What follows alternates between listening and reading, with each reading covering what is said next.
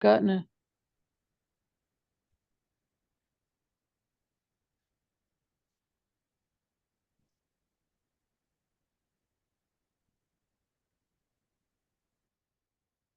okay, perfect. All right. So want to welcome everybody to our HAVIN Zoom workshop. It is Saturday, September the 23rd, and supposedly fall has officially begun. I don't know that the temperatures outside are reflective of that, but here's hoping that we can get some cooler temperatures here soon. My name is Stacie Gallegos, and I serve as secretary of the Houston Area Visually Impaired Network, and I also represent the Houston chapter of the National Federation of the Blind of Texas, where I serve as our chapter's president. So our workshop today is all about self-advocacy and advocating for yourself or being your best advocate, tips and tricks for getting the best services. And we decided to do this workshop. Dwight Zarang, who may be joining us here shortly, and I worked together on this workshop, and we decided to do this because we felt that it's really important for people to know how can you get the best services possible, being an effective advocate for yourself. What I want to make sure people know is that today's workshop is not an opportunity for you to come on and say, well, I have this problem with my counselor, or I'm not getting this from my counselor. You know, we know people have problems with their counselors. Everybody does. And our goal for today's workshop is to not come on and talk bad about counselors or you know, spend the whole time griping. But what we do want to do is let people know how can you be your best advocate. If you do need someone to speak with outside of this call, you are certainly welcome to give me a call. You can give Ron Graham a call, who is the president of HAVIN, and we can certainly help you get moving in the right direction. So the information that we're sharing today is not just for people in Texas. I think that it could also be for people all over the country, because every part of the country has its unique challenges as it relates to vocational rehabilitation services. I think we would all agree with that. So what does it mean to be an advocate? What does it mean to be or to advocate for yourself? So advocating is speaking up for yourself, knowing what you as a customer or a consumer will need in order to be successful. And we think of advocacy, people become advocates at a very young age. When you think about making choices, do I want to have water? Do I want to have juice? What am I going to have for dinner? That is a type of self-advocacy. You are making a choice about something for yourself. Advocacy is, I think, really critical if you are going to become a consumer or a customer and getting services from state vocational rehabilitation agencies. Being a self-advocate is critical. And it is something that it takes practice. Sometimes people have a hard time advocating for themselves because they feel like they don't want to bother their counselor, or they don't want to make their counselor mad. I'm sure we've all heard the saying that the squeaky wheel gets the oil. And following up with your counselor, following up with a rehab assistant is not being a bother. It's you demonstrating effective self-advocacy skills. The only way that these services are going to work is if you are being an active participant in your program. So vocational rehabilitation services, or VR services, are designed with the end goal being that the person receiving those services, and here in Texas, people who receive services from Texas Workforce Commission are called customers. Used to be back in the day when before Texas Workforce Commission, it was Department of Assistive and Rehabilitation Services, or DARS. And if you're old enough to remember Texas Commission for the Blind back in the old days, we were consumers. But since going under the umbrella of Texas Workforce Commission, consumers are now customers. So you are a customer, and the services that you are receiving are vocational rehabilitation. Vocational rehabilitation services are designed with the end goal being employment. So the goal, if you are receiving services from Texas Workforce Commission and you are on a vocational rehabilitation caseload, then that means the end goal for you is you are going to get a job. Okay. That employment is the goal of vocational rehabilitation services. When people first come into the program, obviously your immediate goal is not to get a job, but it's to get services that are going to help you become employable. So if you're a newly blinded person, those skills might be things like orientation and mobility. It might be independent living training, working with a vocational rehabilitation teacher, so you know how to do things in your home, you know how to manage your clothes, you know how to manage, you learn adaptive non-visual techniques of doing all of the things that you did as a sighted person, things that you're going to need to have in place before you can get a job. Has Dwight come on yet, Victoria?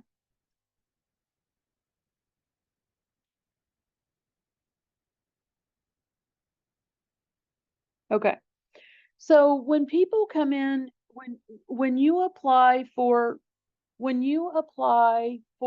vocational rehabilitation services, and anybody who lives in Texas, who is legally blind or thought to be legally blind, and has a desire to go to work, and you are between the ages of 14 and up, can apply for vocational rehabilitation services.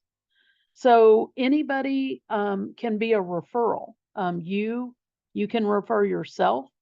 You might have a friend who gives you a phone number and says, "Here's a number to call. I think you should give these folks a call. They they can help you with services." Doctors, eye doctors, ophthalmologists, people in the community can be referrals. So when you become a referral, that is where you contact Texas Workforce Commission Blind Services, and you express an interest in vocational rehabilitation services. When you become a referral, you most oftentimes may talk with somebody who is answering the phones, or you may talk with a vocational rehabilitation rehab assistant. You're not immediately assigned to a vocational rehabilitation counselor. It used to be during when it was DARS, it was much easier getting assigned to a VR caseload because caseload territory was divided by the zip code that folks live in. Now that DARS is no longer and it's Texas Workforce Commission, there are offices throughout the Houston area, Workforce Solutions offices, and in each office there is someone who works in blind services. So you can't just call one number and find out who your counselor is. You might get another number to call a different office. So when you become a referral, basic information is taken, your name, your contact information. Sometimes, if you're lucky, you might be able to have the application completed as well. What happens with the application is they will give you, they'll go over a form with you. They provide you with a booklet called Your Rights that outlines what your rights are as a participant in vocational rehabilitation services. And there's also a statement on the application that says you give Texas Workforce Commission VR Services permission to request information about you. So one of the pieces of information that's needed in order to determine you eligible for services is an eye report from an ophthalmologist or an eye doctor. I learned when I was preparing for this workshop that if you are receiving SSI or SSDI benefits, it's possible that you might also be determined eligible for services, and that just kind of helps to expedite the process. You'll still need, your VR counselor still going to need to obtain an eye report. And what will happen is if you have a copy of that eye report and you can take that report with you when you do your application, that's going to kind of help speed up the process a little faster. So you are a referral, an application has been taken. Let's say in the best situation that you go into the office and you are meeting with the person that's going to be your vocational rehabilitation counselor. Or let's say you go into the office and you're meeting with somebody that's doing your application, and you take in your eye report or you take in your awards letter from Social Security, and they're able to determine you eligible then and there. You go from being an applicant, once your application is signed, you go from being an applicant, you go into the plan development phase of things. So plan development is where you meet with your vocational rehabilitation counselor, and you and the counselor develop what's called the Individual Plan of Employment, or IPE. So this plan is all of the services that you might need in order to reach what your ultimate goal is. So you are the person that determines what your goals are. Nobody else can tell you what your goals are. That's part of being an advocate. You think about what it is you want to do and what do you need to be able to achieve that goal. Okay. So if I go into the office and I'm applying for voc rehab services, and I know that my goal is to become a teacher, I'm going to think about all of the things that I need to do to become a teacher. So becoming a teacher, if I don't have any college experience, I'm going to need to go to college to get my let's say I finished, or I need to go to college to take college courses. I need to get assistive technology. So I need to get equipment, and I need to get the training on that equipment, right? I need to get orientation and mobility. I need to be able to travel. I need to know how to get around. And maybe I need vocational rehabilitation teacher services. So all of those things that you and your counselor discuss, they go on to your plan. And once that plan is developed, all of your needs and the services are identified, then you sign that plan and you become an active consumer on the vocational rehabilitation caseload. Part of, are there any questions at what I have gone over thus far? And if you will raise your hand, our host will acknowledge you, and we can get questions answered. Not seeing any hands raised. Oh, Marie Kahn. Marie? You can unmute. Yeah, so my question is, if after you make your initial plan with your counselor, and you realize that that everything wasn't included in the plan, can you modify the plan to add, like, I need blind services teaching, or I need to learn how to use BARD, or various things that maybe you didn't think about in the beginning? Absolutely. So plans can be amended at any time. And I want to back up real fast. And I probably should have done this when in my initial introduction. So my background is in education. So I'm a teacher. I currently I'm kind of teaching in sort of a way. My husband, Raul, and I, we have our own small business, and we are assistive technology trainers and consultants. So I'm not actively teaching at this time. I'm teaching, but in a different capacity. Prior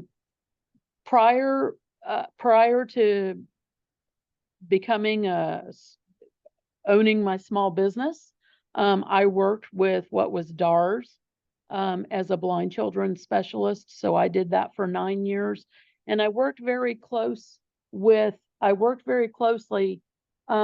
the vocational rehabilitation program. So I became very familiar with the vocational rehabilitation process. Part of the reason, as I mentioned earlier, that I wanted to do this workshop is I want to make sure that anyone who's receiving services now, or anybody who may need to receive services, that you know how to go about getting those services and what those services should look like. I'm by no means an expert, so if there's a question that I don't know the answer to, I'm going to let you know right away, and we will make plans to get that answer for you. So let me say that after answering your question there. Your plan can be amended at any time, and I am of the opinion that it should be amended. When I think about vocational rehabilitation services, particularly for someone who is newly blinded, I don't feel that there is any possible way for a newly blinded person to come into the system, come in for services, and they have an idea of everything that they're going to need. So plans, I think, in order to get the best services possible, plans should be amended as often as needed. Is that to say that if you hear from your friend Susie got this and you want this now?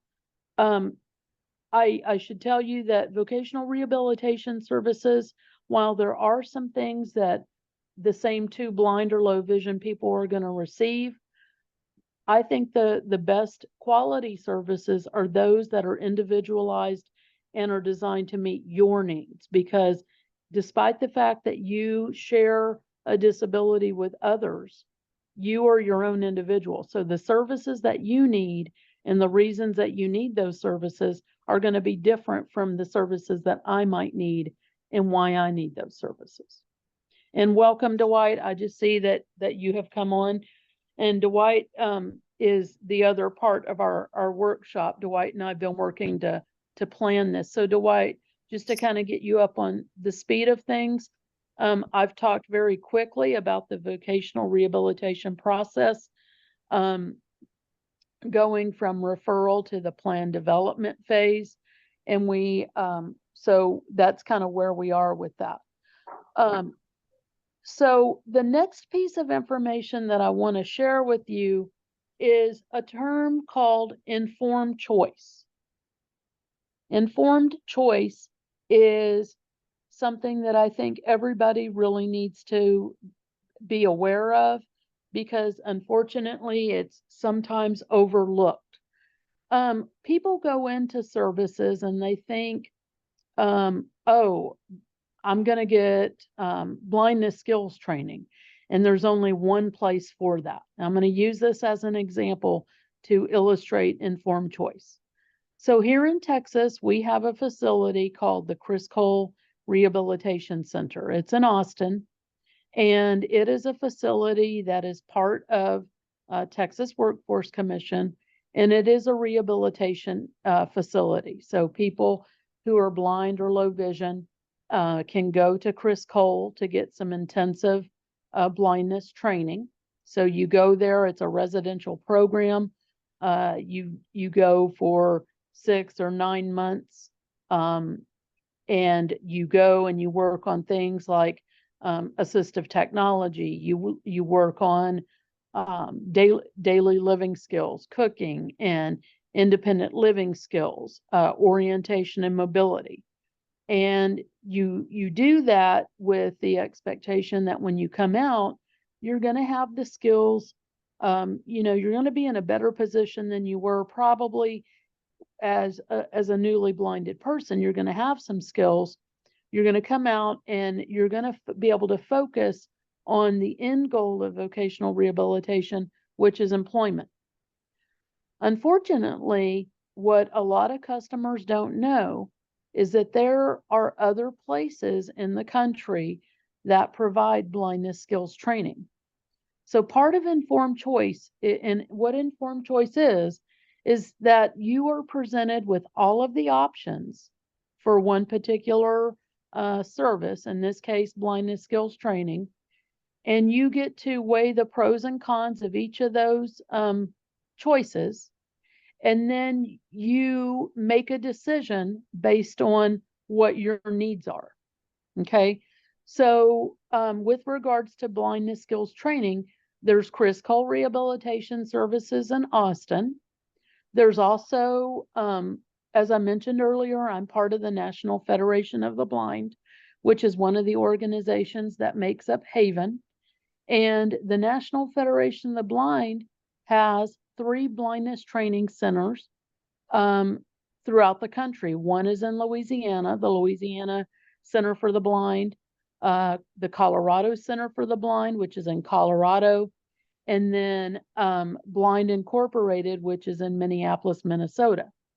So these are all other options that individuals could choose from for blindness skills training.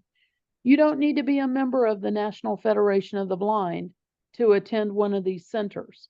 You need to be somebody who wants to get blindness skills training.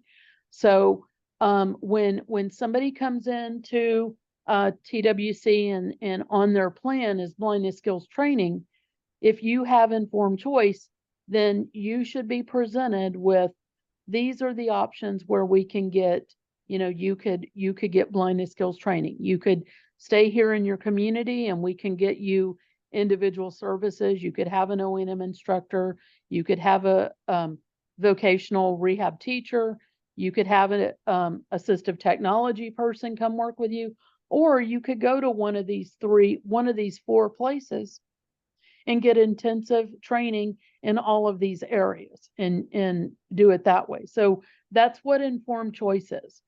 When you whether you are an active consumer now or you're just starting out, this is something that you really need to become familiar with. So let's say you're a new consumer, a new customer to vocational rehabilitation services, and you're talking with your VR counselor about blindness skills training.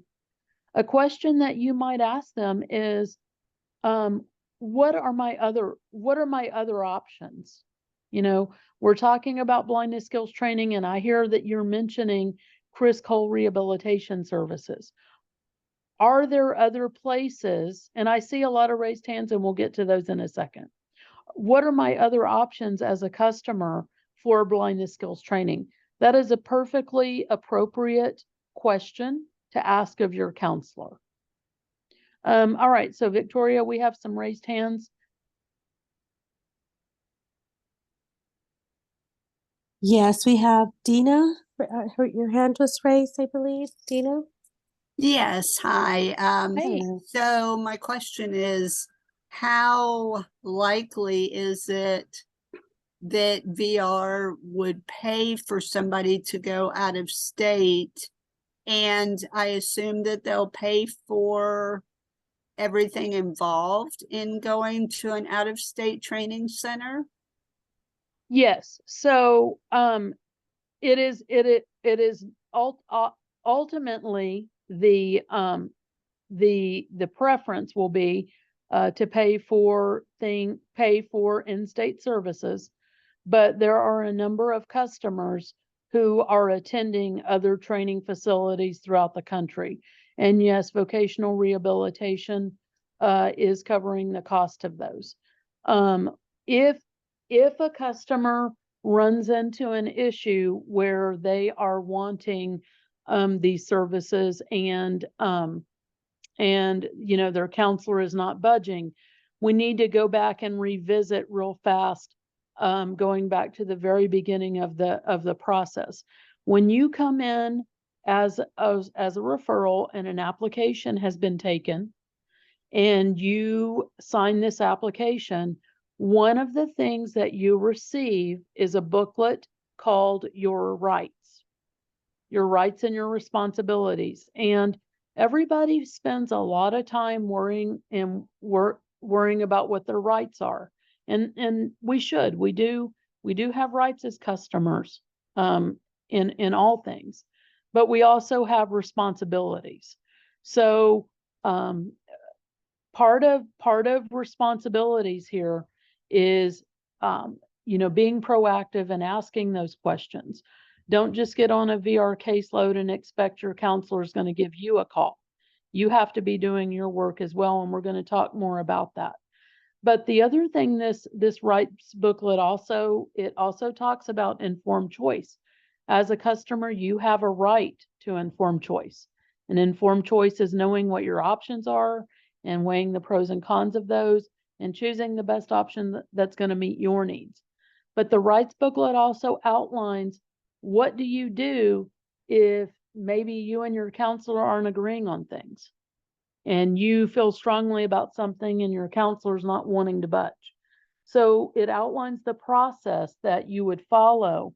Obviously, the chain of command, I think, when used appropriately, works very well. So if you're talking with your counselor and you let them know, hey, this is what I really want, and this is why I want this, and they're still not wanting to budge, one of the pieces of information that you need to know is, who is your counselor supervisor? So, let's say you and your counselor aren't working things out, then you would go to their supervisor. And if you have issues, then you go to their supervisor. I don't suggest going to the very top without talking to your counselor, because I don't think blindsiding anybody is cool. I think that, like I said, I think when you use the chain of command, it works really well. So, there are, and one of the things that the National Federation of the Blind does, as well as other blindness or consumer organizations, American Council of the Blind as well, can provide advocacy assistance for folks wanting these services. I know our affiliate president here in the National Federation of the Blind, Norma Crosby, has worked with a number of TWC customers, assisting them with advocating for going to the blindness training centers that are part of the National Federation of the Blind. So a long roundabout way to answer your question, Dina, is yes, out-of-state services can be covered by TWC.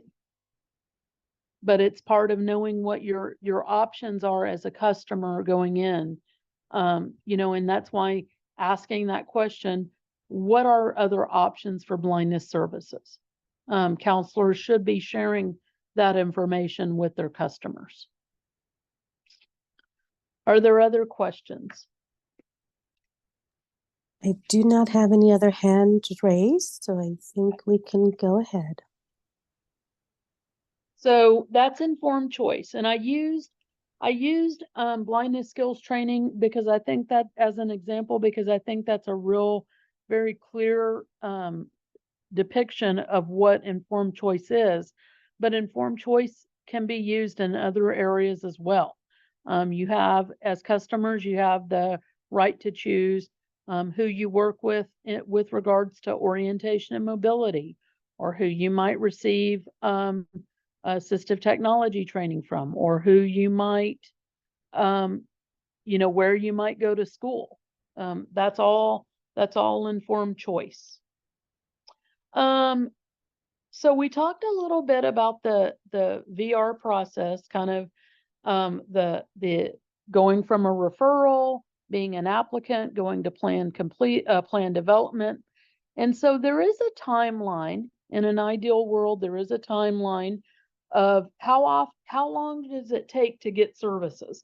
I know in my position as a chapter president and just working with HAVIN and knowing people in the blindness community, I've heard a lot of folks say, oh, it's just taking so long to get services. I've been waiting for a year and a half and I've not heard from my VR counselor. Part of the problem for that is, and I say this, I want people to realize today that you have to be that squeaky wheel that's going to get the oil. So you need to really have a system in place where you are staying on top of your case. It takes work to get services. Services, unfortunately, are not going to just come to you. I think they should in some instances, but if you want to get the best services, you've got to be that squeaky wheel. Don't worry about making your counselor mad. That's not the important thing. The important thing is you getting the services that you need because you want to be a successful contributor to society. I mentioned to you when you go when you become a referral, depending on how you go about it, if you make a phone call and you speak with somebody, it's quite possible that they can do the application with you over the phone. What they can't do over the phone is they can't get you to sign papers. So what you might want to do is you might want to, if you are somebody listening to this and you want to get services, you can make that phone call and give them the basic information. They put your information in the computer and you might be able to learn who your counselor is going to be that day. If you learn who the counselor is, one very important piece of information you want to ask is who is that counselor's rehab assistant? Who is the rehab assistant for this counselor? Every rehab counselor has a rehab assistant. And I don't want to diminish the work of rehab counselors, but I have to tell you, it has been my experience professionally that it is the rehab assistants who you will have more contact with than the rehab counselor. That's because the rehab assistant is the one who's really working that caseload. They are the ones fielding those calls. They are the ones that will give the counselors the information. And it really is in your best interest as a customer to know who that rehab assistant is. If you have a way to take notes, if you don't have a way to take notes, I might suggest that you have a little tape recorder, a little digital recorder. You can there are apps on your phones that you can use. Record this information and keep a journal, keep a log of who you spoke with, when you spoke with them, and what did you speak with them about. And that way you can know what's going on with your case. All right, Dwight, I would like to yield over to you if there are no questions right now, because I think you have some very good information based on your own personal experience with how you can get services to work for you.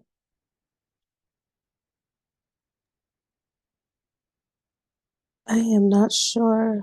Dwight, are you still in here?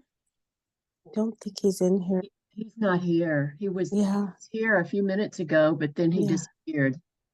Okay, he mentioned that he might have to leave early because, like I said, he had an unexpected thing. So I'm going to do my best to kind of talk about this. It's been a while since I've been a customer on a VR caseload. So one of the things that you can do as a person who is either receiving services or who will be receiving services is you, like I said earlier, you need to know not only who your counselor is, but you also need to know who their rehab assistant is. There is absolutely nothing wrong. And I would say this for somebody who is newly blinded in particular, is you may not know all of the services that you might need. There's absolutely nothing wrong with utilizing other resources, and I say resources, but I'm thinking specifically of people as a resource, because one thing that we have in the Houston area is we have a very diverse, pretty big group of blind. We have a pretty active blind community here in Houston. And any one of us are always happy to step forward and lend a ear or a helping hand to somebody who may be interested in getting services. You might not know the things that you need. So talking to someone who has a little bit of experience with blindness, or who is currently going through the VR system, or who has gone through it, I would encourage you to try to become connected with, and that way you can you can utilize them as a resource. There's nothing wrong with when you go and you meet with your counselor to develop a plan of services, taking somebody with you. They're not there to speak for you, but they are there to support you. And if you want them to speak for you, you give that right to them. You need to expect that you will have to sign a release of information, because part of your rights as a consumer is confidentiality. So your counselor is not going to speak with anybody that you have not given them permission to speak with on your behalf. So that is something to take into consideration. When you develop your plan of service and you have your goal, I think one of the myths of VR services that people often get fooled by is, you come in and you're going to get all of these services, but what are you doing? What is your part in this? So you as a customer, your counselor may expect you to, show some progress. So if I am in college, I know when I used to receive services from what was Texas Commission for the Blind, not to tell my age, but back in the day, in the 90s, when I was in college, part of my responsibility in order for me to get, tuition waiver and those things each semester, and get book vouchers and those kinds of things, is part of my responsibility was, at the end of every semester, I needed to turn in my GPA, so a copy of my grade point average, and I also needed to turn in my class schedule for the next semester, because there are some instances in which, if you're not taking a full course load, you may not get certain services. So you have to do your part in receiving services. If I want to go to a conference, Texas Workforce Commission can cover the cost for their customers to attend NFB or ACB state and national conventions your counselor might ask you, okay, how is this, how is going to this convention, how is it going to work toward your plan of service? So services are not provided to people just because you want something, right? I mean, there's lots of things I want, but if I'm on a VR caseload, any service, equipment, any training that I receive, there needs to be a justification for it. It needs to be able to match what my end goal is. So attending a conference, a convention, whether it's NFB or ACB or teachers conference or whatever, that's got to tie to your ultimate goal on your plan. Are there any questions? I do not. Oh, maybe Weber, did somebody just raise their hand? I'm sorry. See here. If you raise your hand, please let it Yep. stay up and so the host can yield the floor to you. Yes, so Weber Amaral, sorry if I pronounced that incorrectly. And you can go ahead and unmute.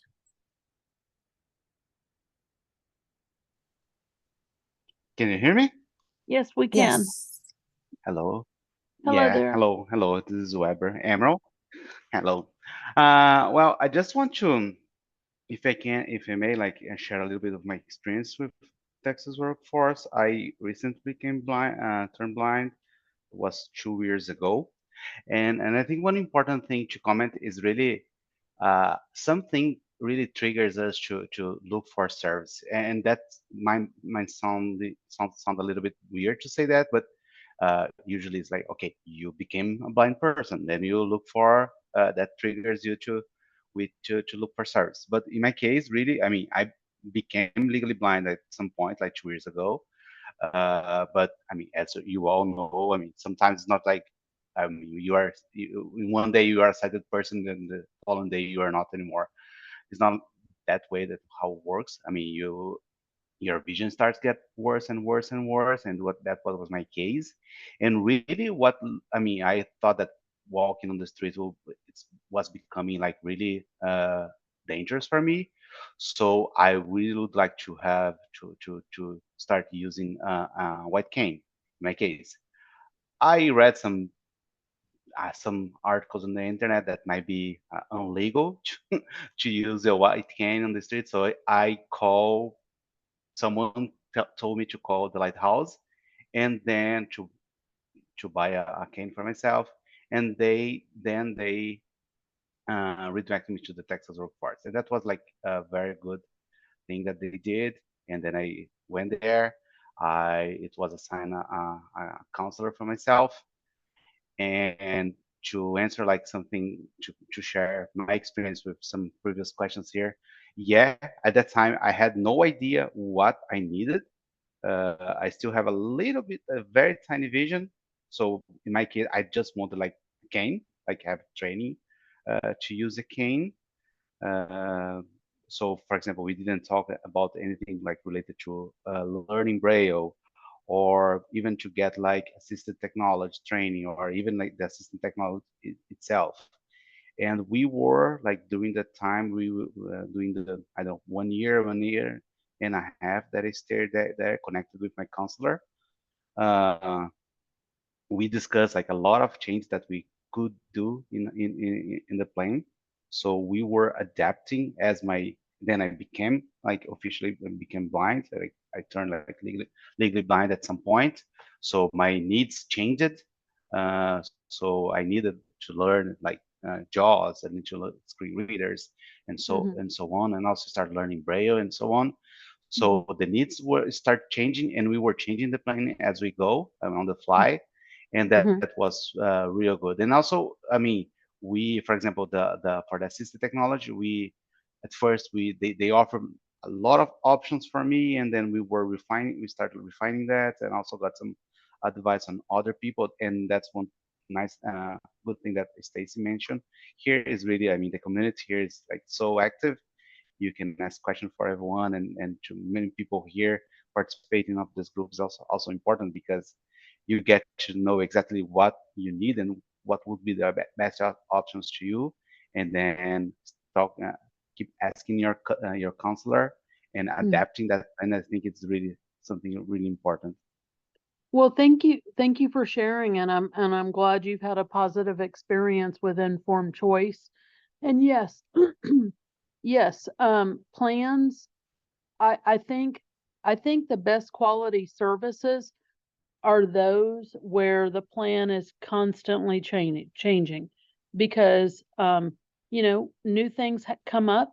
Maybe maybe people have received assistive technology, but as we all know, technology continuously is changing. And so you might need to learn some different things related to technology. Maybe you're working. This is another kind of myth that's comes up. People think that once you've received vocational rehabilitation services, you can't receive them anymore. And that's not true. If you change jobs and the technology is a bit different, maybe you need a little bit of technology training.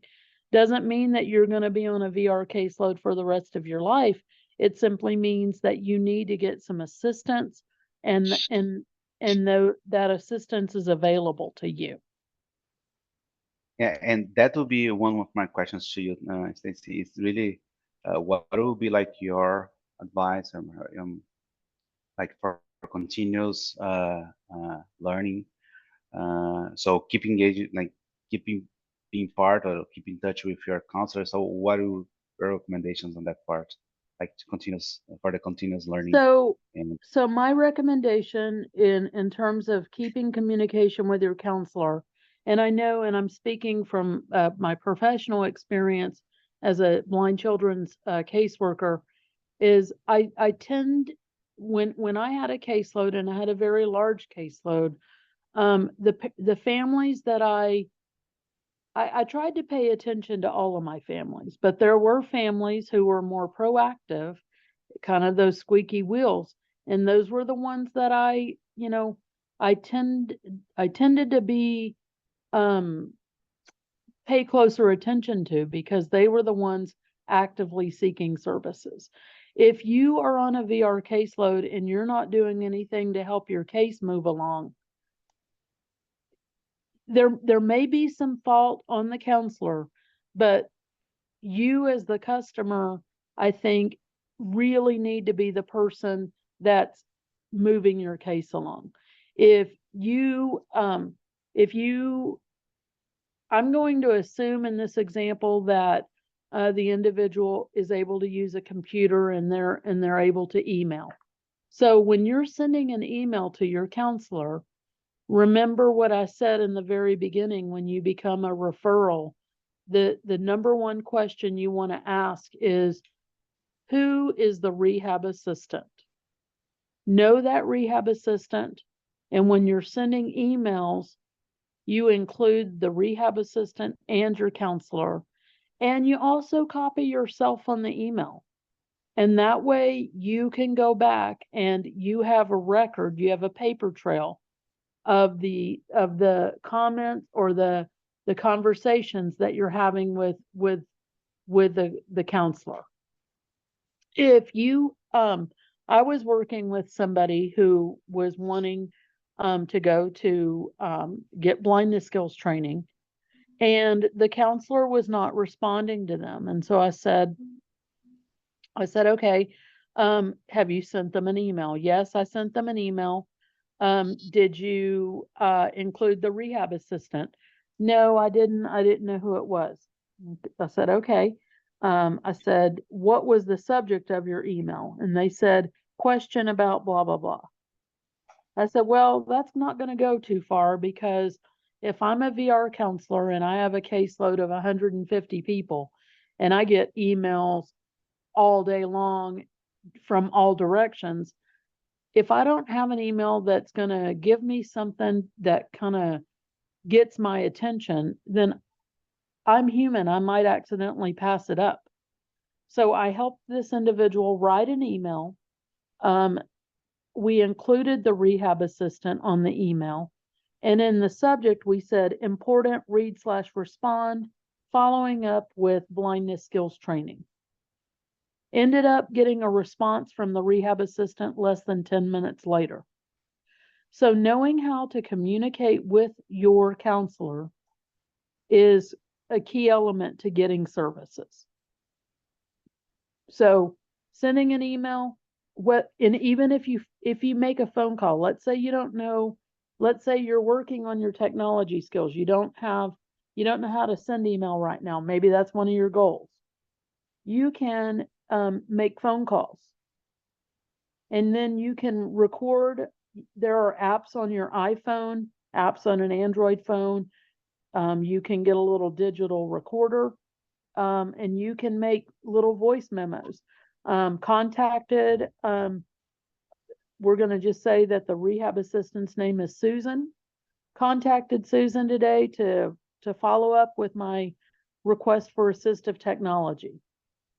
She tells me that she's left my counselor, John, a note, and John will get back with me by the end of the week. So by the end of the week, if John has not contacted you, then you follow up on Monday with the rehab assistant. If you're still not getting anywhere, you need to find out who the rehab assistant's boss is, who's their supervisor, and then you go above. And then what you need to do is to show that you have been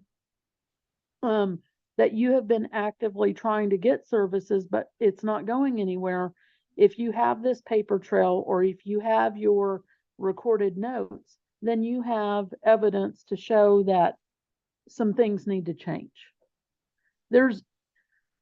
People spend a lot of time worrying about, oh, my counselor's busy, or, oh, I don't want to get my counselor in trouble. These services are about you. So nobody else really matters. You matter most. And if you want to go places, if you want to be successful, I'm not saying go to your counselor's boss immediately, but if you're getting nowhere by trying to communicate with your counselor and they're not getting in touch with you, then there's nothing wrong with going to the next level. I've known people that have done that, and it's possible you might get a new counselor. Oftentimes I'll hear people say, well, my counselor, I just got a new counselor and they're in training. Let me tell you something. VR counselors have backups. When I was a children's specialist, if I was away at training, or if we had a vacant caseload, somebody else was covering that caseload. There were many times when we had vacant caseloads that, in addition to my caseload, I was also covering a portion of another caseload. And that happens in VR services. Customers always have access to a VR counselor. It may not be the counselor that you are assigned to.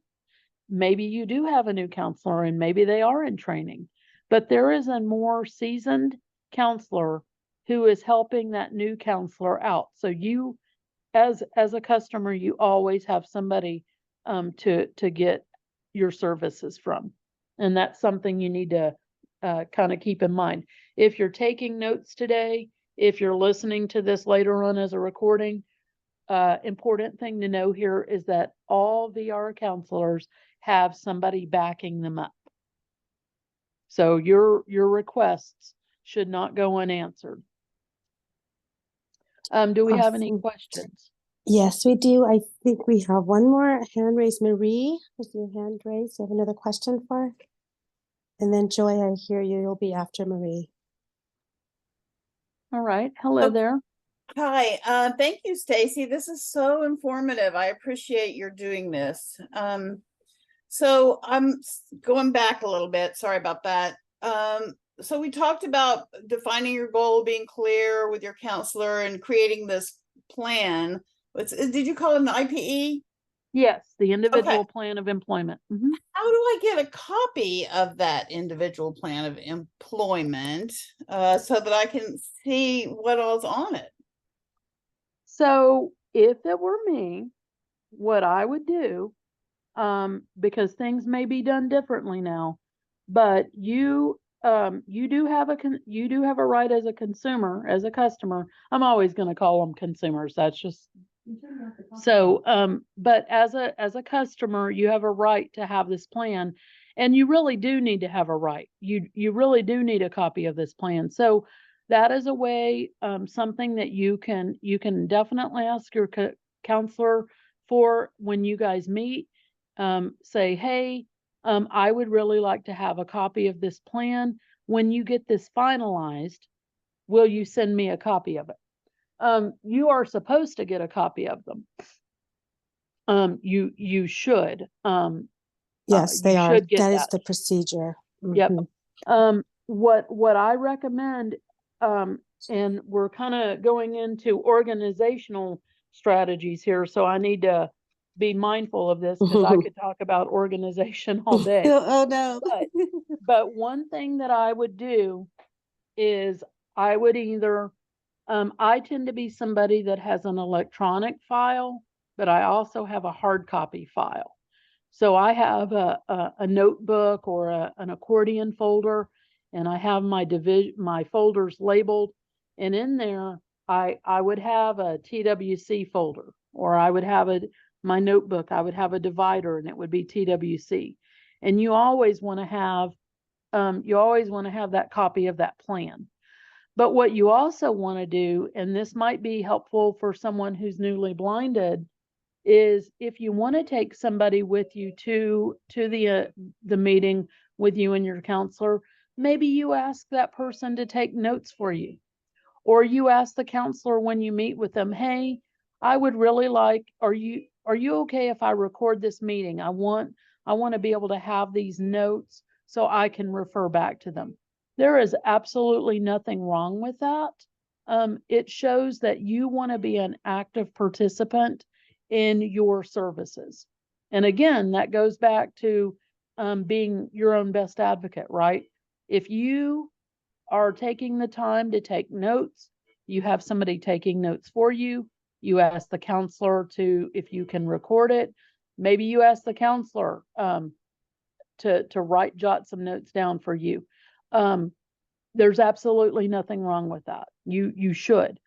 When you go in to develop a plan with a counselor, part of being prepared for that, maybe you write down some notes ahead of time. You make a list of things that you want to talk about, things that you want added to your plan. Because the only way a plan is going to work for you is if you are the one developing your plan. You can write your own IPE. Most people don't, but there is that element that you yourself can write your own IPE. Okay, thank you. I've never had a meeting with my counselor. I've only spoken to her on the phone, and we're several months into it. So I appreciate you telling me to call her, because I'm one of those people that was going, well, she hasn't called me, blah, blah, blah, so thank you for that. And should I ask her if we could meet in person? Would that be helpful? Absolutely. If you want to meet with her in person and you're able to do that, I would do that. There's absolutely nothing, COVID is still around. I don't think it's ever going to go away. Just be truthful about that. But I think things are lax now where people are meeting, and, some people, when they're meeting, they are wearing masks. I think that's going to be a thing that stays. But yeah, you have every right to ask for an in-person meeting. You have every right to ask for a copy of your plan. And if you have a way to write things down and take notes, maybe you get your plan back and you see that something was left off. If you have those notes to fall back on, you can reach back out to your counselor and say, hey, thank you for sending this plan over. I see that you left off orientation and mobility. That was one of the things that we discussed. And counselors make mistakes. They don't do it, it's not intentional. They're human. They have big caseloads. So it is possible to accidentally leave things off. So, in order for you to get the best services, you need to make sure that you are actively participating and know what you're getting. Thank you. Mm-hmm. Who else do we have? Awesome. Next up, we have Joy. Joy, you want to go ahead and unmute yourself? Yes. You've been Welcome. talking about people that are wanting to do training to be able to get a job. What about for the older people that are 65, 70, or 80? Is there anything available for those people to get the type Yes, of there. assistance? Yes, there is. There is a program called the Older Individuals Who Are Blind Program, or OIB. And this program is for individuals who don't want to get a job, but they want to either regain or maintain or retain skills of independence. I unfortunately do not have that phone number at my fingertips, but I will make a note here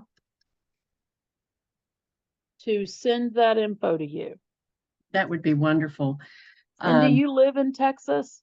Yes, yes. Okay, perfect. I live in Houston in the Clear Lake area. Okay, excellent. I will get that info to you. I made a note to do that.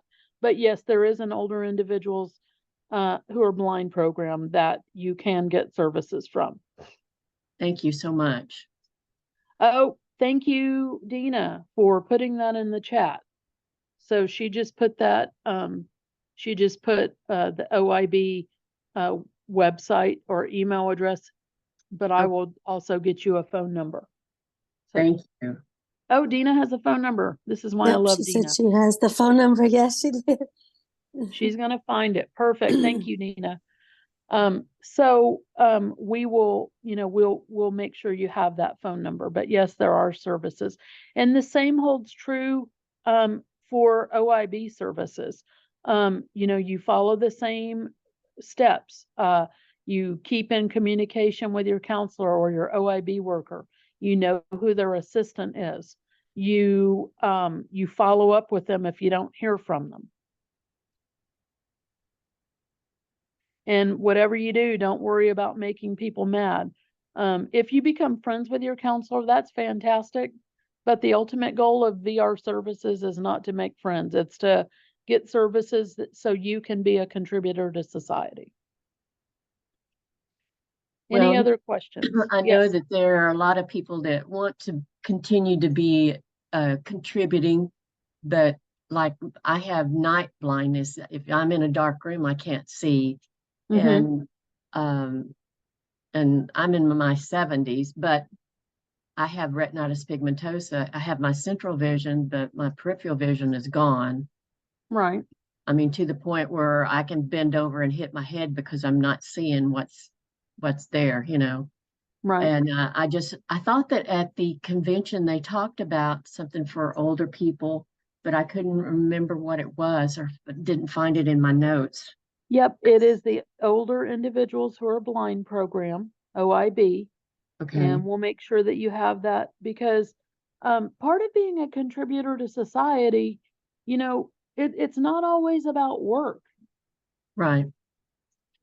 Okay, so she put that in the chat. Victoria, can you read that phone number to me? And Joy, I'm happy to email this to you. Yes, I will. I'm probably gonna need a second though, and I will, because I need to go. Yep, but I'll get that. You go ahead.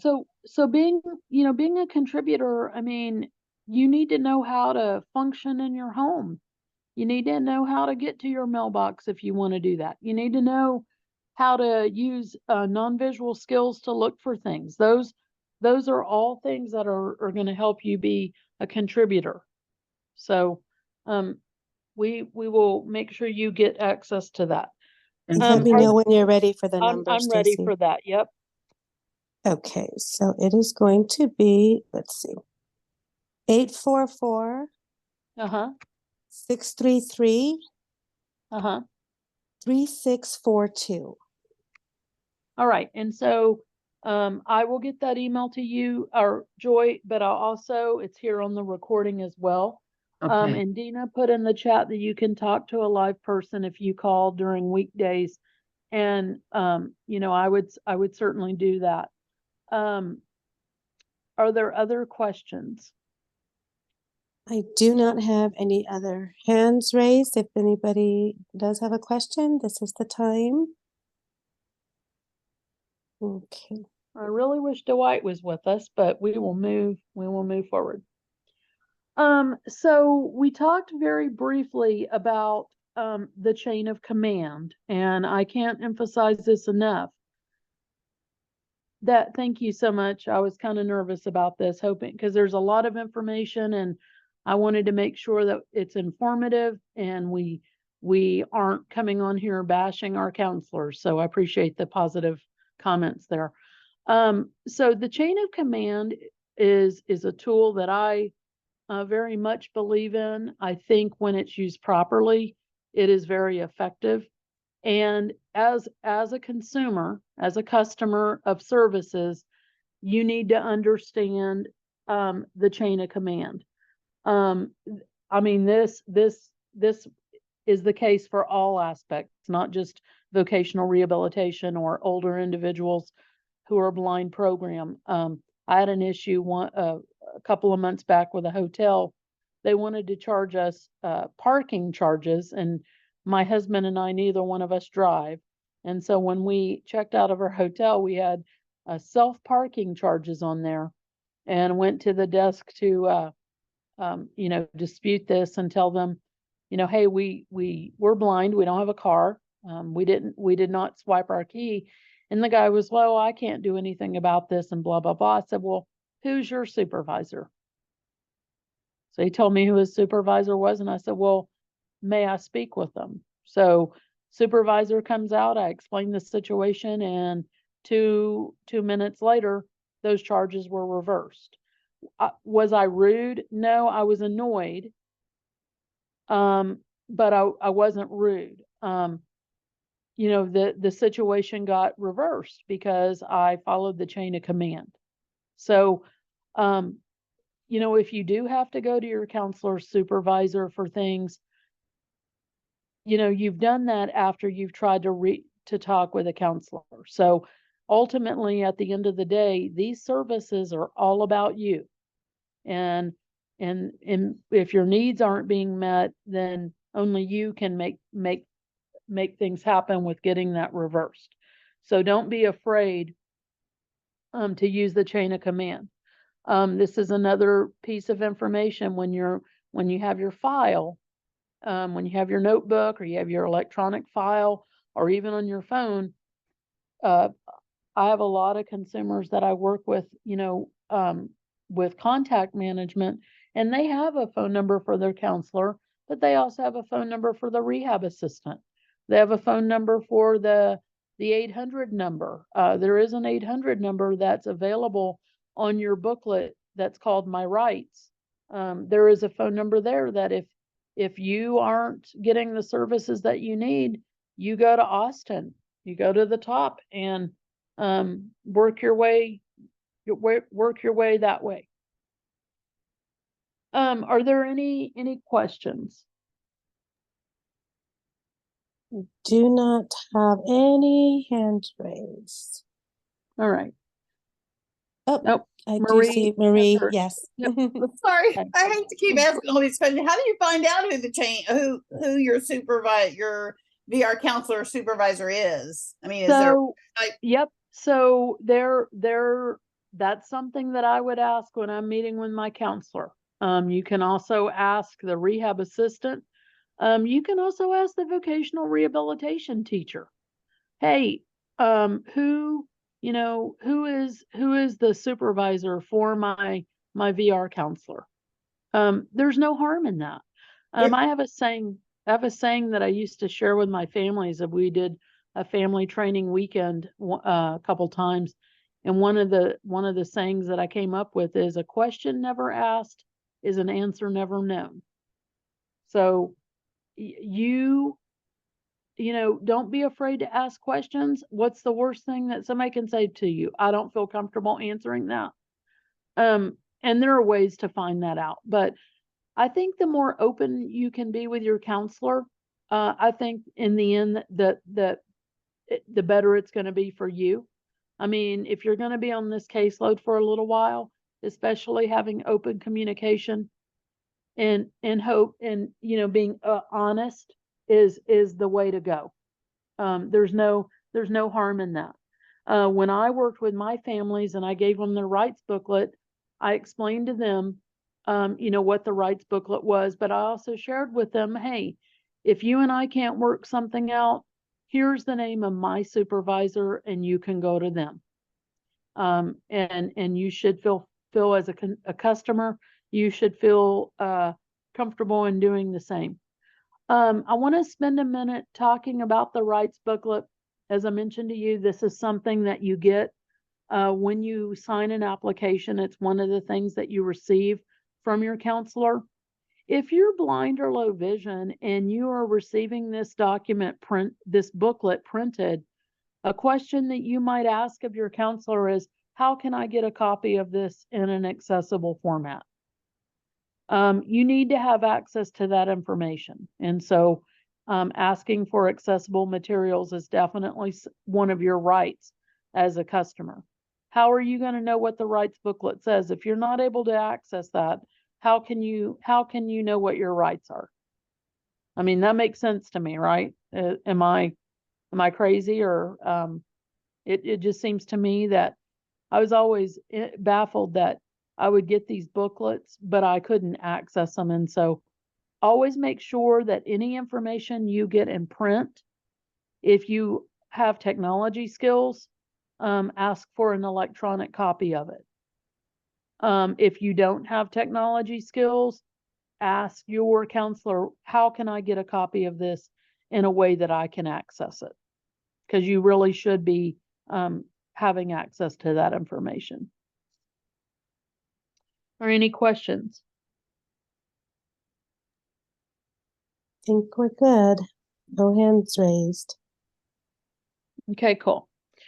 So the last little part that I want to talk about is tracking your progress.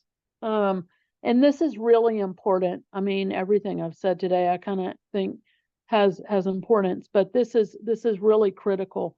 And this is an area that I think a lot of customers don't put a lot of effort into, and that's tracking your progress.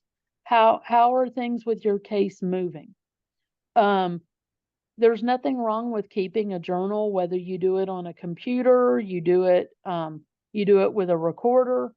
You want to make sure that you know how things are moving with your case. If you if it's been a while since you've talked to your counselor, you need to know, how long ago was it? When you have an appointment with your counselor, put it on a calendar. If you don't know how to use a calendar, maybe that's a goal that you need to work with your counselor and say, hey, I really want to learn how to keep up with tasks. I need to learn how to use a calendar. And so that might be one of the skills that you put on your plan. You need assistive technology training. Some of these things, vocational rehabilitation teachers can work with you on as well. So, but keeping track of what services am I receiving? If you're receiving orientation and mobility services, keeping track of when you're going to meet with your mobility instructor. Like I said, I tend to be somebody that keeps an electronic file, but I also keep a hard copy file. So I'm a Braille reader. I'm totally blind. I use Braille. And so I'm constantly taking notes. I'm keeping track of things. And this is what you need to do. As here in Houston, we have lots of blindness organizations and groups. I know many of our groups, we do provide training. We provide mentors, other blind people that can work with you and help you with these tasks. So don't be afraid to reach out. Part of the I think it's hard for people to admit that they need help. But I think you're a better person for it if you realize what you might need and trying to figure out where you can get those services. Because ultimately, at the end of getting those services, you're going to be a better person.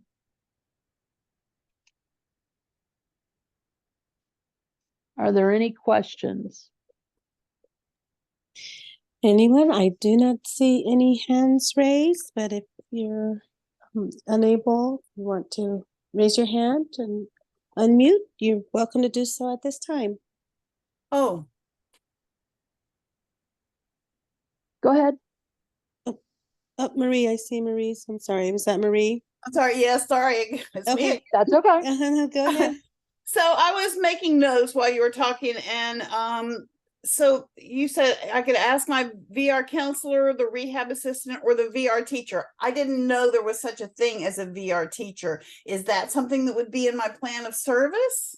So VR teachers, you know, they're not automatically assigned unless you and your counselor say, hey, I need VR teacher services. So a VR teacher is someone who comes into your home.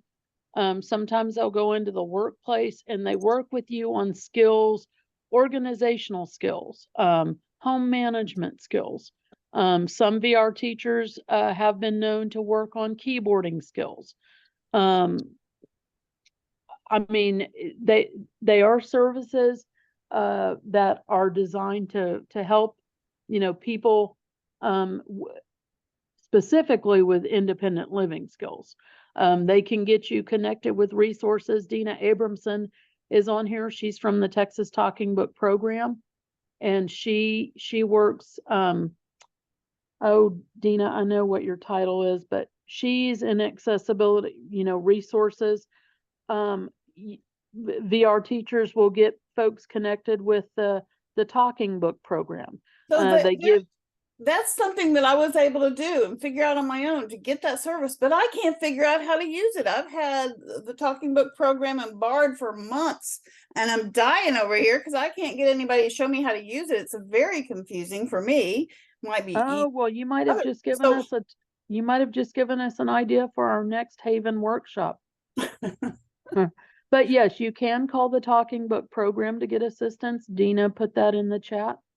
The 800 number for that, for the Texas Talking Book Program, is 1-800-252-9605. And we can definitely put that down as a possible. And Dina said in the chat that they can do Bard tech support, but we can also, I'm making a note here, possible workshop in the future to do Bard. Because there's lots of exciting things with the Talking Book Program and tools that they have. But VR teachers can get you connected with those resources. They can share information with you about consumer organizations and other blindness groups in the area. So if you are not receiving VR teacher services, you might want to chat with your VR counselor and say, hey, I learned about VR teacher services and I'm struggling with some things in the home. I'd like to get VR teacher services, and then your counselor will make a referral to a VR teacher, and those services should be added to your plan, and that VR teacher would then come meet with you. The same holds. Go is ahead. that different than blind services? Blind services, within blind services, there are vocational rehabilitation teacher services. So if you're getting blind services, you have a vocational rehabilitation counselor, and you want a vocational rehabilitation teacher to come work with you, then that's something that you would ask of your counselor. Oh, okay. So there is the difference between the blind services counselor and the VR teacher, right? So the vocational rehabilitation counselor is the person who helps you put together your individual plan of employment. Right. The vocational rehabilitation teacher is a part of those services that comes in and works with you on, let's say, organizational skills in the home. Okay, So so it that's is a, VR teacher. Okay, yep, that's a VR Gotcha. teacher. okay, thank Yep. you. Yep. And Dina has a question. Yeah, this is a little bit more rare, but occasionally in my job, I speak to somebody who is too young for the OIB program, but Mhm. is not interested or seemingly able to do employment. So would they have access to a VR teacher without going through, I'm sorry, a rehab teacher without going through VR services?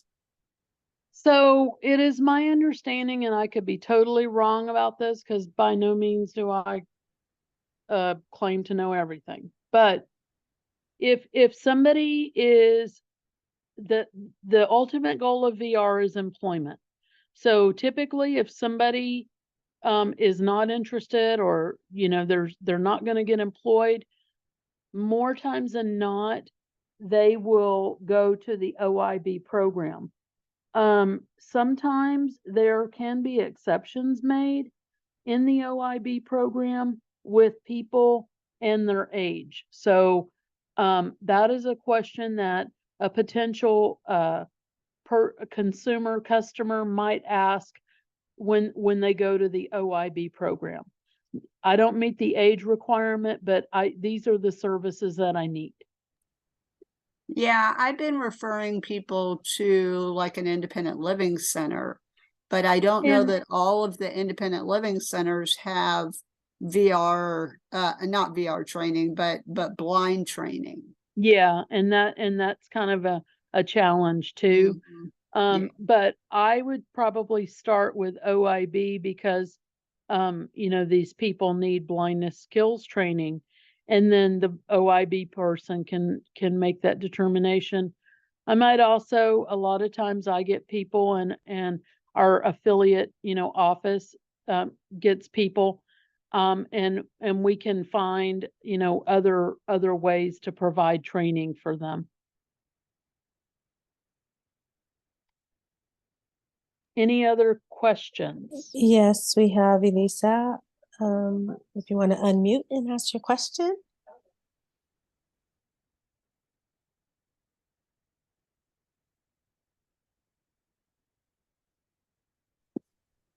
Hello. Hi there. Hi, Stacy. What's your question?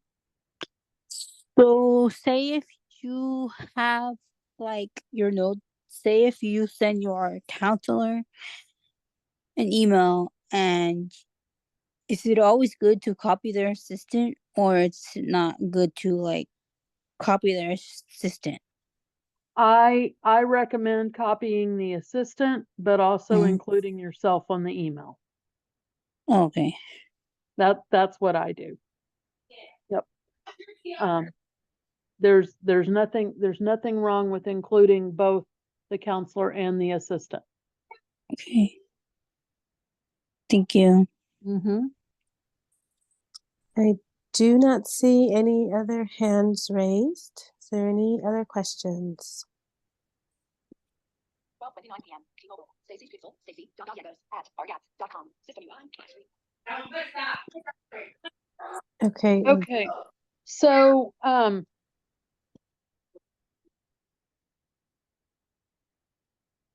that pretty much covers all that I had. I know Dwight, had he not had an emergency, he would have been here to share his pieces of this as a customer.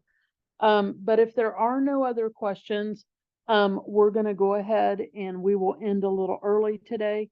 I know that we traditionally have a door prize for those who are participating. And so I'm going to, in that door prize, will be a $25 Amazon gift certificate, which will get sent out to the lucky winner rather.